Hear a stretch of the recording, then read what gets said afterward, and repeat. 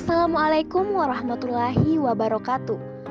Untuk memenuhi tugas mata kuliah studi kelayakan bisnis, maka kami dari kelompok 3 akan memaparkan materi tentang aspek sumber daya manusia yang akan dipaparkan oleh saya sendiri atas nama Nur Alfi Syahri beserta rekan-rekan saya di antaranya Muhammad Andika Anugrah, Ratu Cynthia Bella, Radiatul Adawiyah, dan Gilang Ramadan.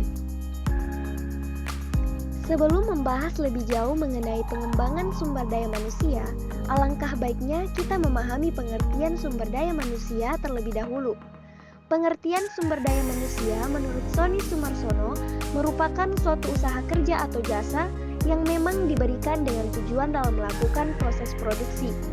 Dengan kata lain, sumber daya manusia adalah kualitas usaha yang dilakukan seseorang dalam jangka waktu tertentu guna menghasilkan barang atau jasa. Kemudian yang kedua, menurut Marihotua Effendi Haryanja, sumber daya manusia adalah salah satu faktor yang paling utama pada suatu perusahaan dilihat dari faktor-faktor lainnya selain modal usaha.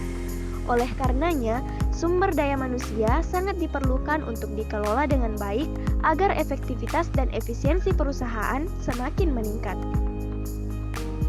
Kemudian kita beralih ke fungsi pengembangan sumber daya manusia. Pengembangan sumber daya manusia adalah semacam aktivitas yang dilakukan oleh perusahaan untuk meningkatkan keterampilan sumber daya manusia. Hal ini berfungsi agar sumber daya manusia tersebut semakin produktivitas dalam bekerja. Tujuan dari pengembangan SDM ini adalah menciptakan perubahan positif bagi karyawan. Nah, teman-teman, perlu kita ketahui bahwa ada beberapa aspek sumber daya manusia dalam studi kelayakan bisnis. Di antaranya, perencanaan atau human resource planning, yang kedua pengorganisasian, pengarahan, pengendalian, pengadaan, pengembangan, kompensasi, pengintegrasian, pemeliharaan, kedisiplinan, dan pemberhentian.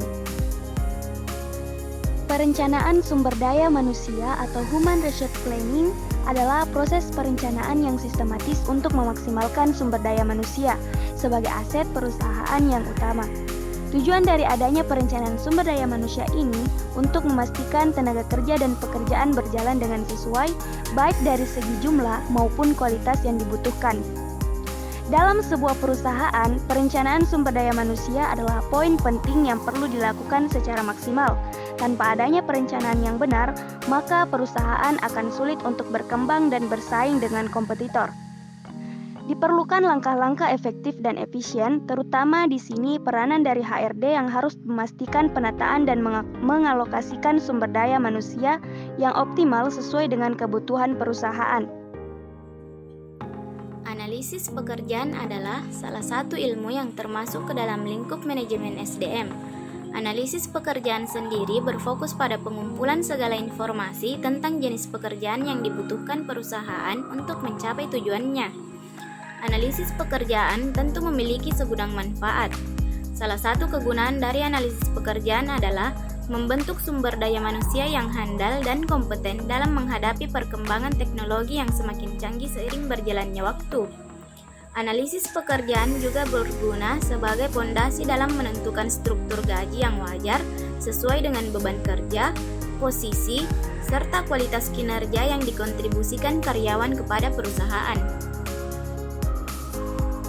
Yang pertama, rekrutmen tenaga kerja atau rekrutmen. Rekrutmen adalah suatu proses untuk mencari calon atau kandidat pegawai, karyawan, buruh, manajer, atau tenaga kerja baru untuk memenuhi kebutuhan SDM organisasi atau perusahaan.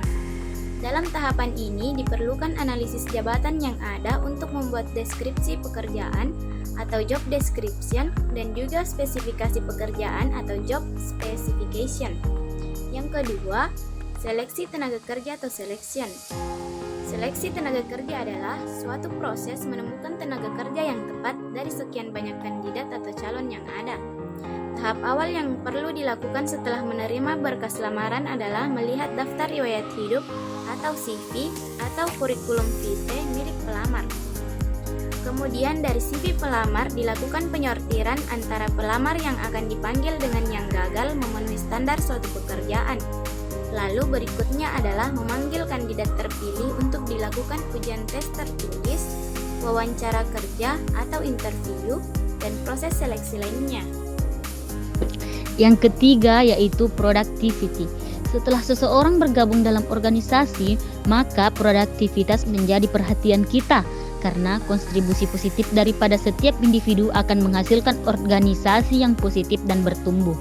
Sejalan dengan kapasitas yang sesuai, maka produktivitas menjadi penting karena pengukuran produktivitas harus terpenuhi agar perusahaan bisa melaksanakan efisiensi kerja. Prestasi kerja sumber daya manusia atau SDM berpengaruh terhadap bisnis. Salah satu kunci utama keberhasilan SDM adalah terletak pada proses rekrutmen dan seleksi calon karyawan. Mencari karyawan yang profesional dan berkualitas tidaklah gampang. Kenyataan menunjukkan banyaknya pencari kerja dan tingginya angka pengangguran, sementara banyak perusahaan yang mengeluh sedikit sekali dari mereka yang memiliki kualitas. Akibatnya, bajak membajak dan headhunting masih sering terjadi. Bahkan banyak perusahaan yang masih mengimpor tenaga kerja dari luar untuk menduduki posisi tertentu.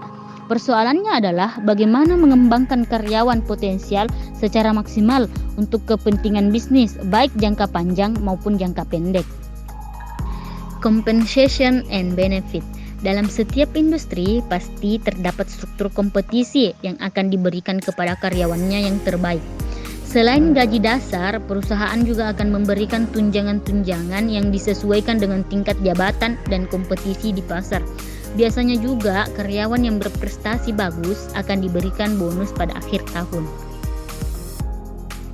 Ada 5 resiko manajemen sumber daya manusia yang buruk apabila tidak diterapkan dengan baik. Yang pertama, efektivitas dan efisiensi menurun drastis. Yang kedua, tidak ada struktur organisasi yang jelas. Yang ketiga, pengeluaran perusahaan membengkak. Yang keempat, kesejahteraan karyawan akan terganggu. Dan yang terakhir, sistem pengelolaan masalah yang kacau. Untuk dapat mengatasi resiko bisnis tersebut, perlu adanya sebuah strategi yang tertata dengan baik. Ilmu risk management atau manajemen risiko bisnis sudah pasti harus diketahui sebagai entrepreneur. Selanjutnya, perencanaan karir atau career planning. Selain pengembangan akan kemampuan karyawan, perlu diperhatikan juga pengembangan karir yang akan dicapai karyawan. Sebelum penentuan karir, perusahaan biasanya juga akan mengkategorikan karyawan ke dalam beberapa kelompok. Kompensasi dan tunjangan-tunjangan bukan satu-satunya yang dicari karyawan. Mereka juga ingin mencapai kemajuan untuk dipromosikan ke jabatan yang semakin tinggi. Maka, diperlukan sebuah perencanaan karir yang lebih jelas untuk setiap individu yang ada dalam perusahaan, khususnya untuk karyawan yang sangat bagus. Nah, teman-teman, dalam studi kelayakan bisnis, kesehatan dan keselamatan kerja sumber daya manusia sangat diperhatikan. Pekerjaan yang diberikan kepada tenaga kerja haruslah sebanding dengan kemampuan tenaga kerja, terlepas dari program pengembangan skill yang dimiliki oleh organisasi. Hal ini tidak lain adalah untuk menjaga keseimbangan kesehatan fisik maupun mental tenaga kerja selama menghadapi tuntutan pekerjaan. Demikian pemaparan materi dari kelompok kami. Mohon maaf apabila ada kesalahan dalam memaparkan materi, karena kami masih berproses untuk menjadi lebih baik. Tetap semangat walau hanya sebatas kata. Assalamualaikum warahmatullahi wabarakatuh.